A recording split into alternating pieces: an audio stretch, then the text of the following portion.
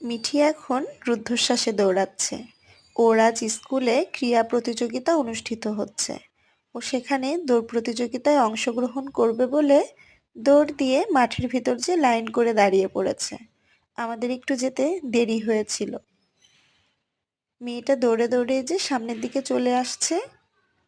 ও অবশ্য ভালো দৌড়াতে পারে না, তবে সে অনেক চেষ্টা করেছে। আমরা তাতেই খুশি। ওদের সবাইকে আসলে একই পুরস্কারে পুরস্কৃত করা হয় যাতে কোনো বাচ্চারই মন খারাপ না হয়। প্রথম পর্যায়ের দৌড় প্রতিযোগিতা শেষ করে আমরা চলে এসেছিলাম বাসায়।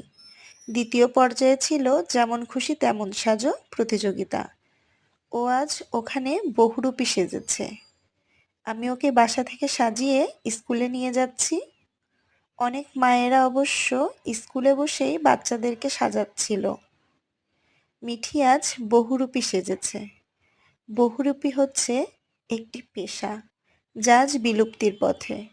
আগেকার দিনে যখন মানুষের হাতে টিভি, মোবাইল, কম্পিউটার ছিল না, তখন বহুরূপীদের ছড়া শুনেই মানুষ অনেক আনন্দ পেত। এজন্য আজ যদি এই পেশাটা থাকতো, হয়তো বাচ্চারা একটু হলেও আনন্দ পেত। বহুরূপীরা মানুষের সামনে যেয়ে অনেক মজার মজার ছড়া বলে সবাইকে আনন্দ দেয়।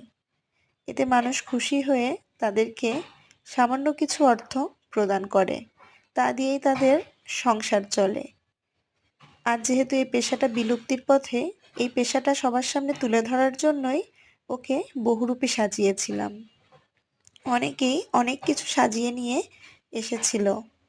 বাচ্চারা সেজে যেমন খুশি ছিল, সবাই দেখেও অনেক আনন্দিত হচ্ছিল।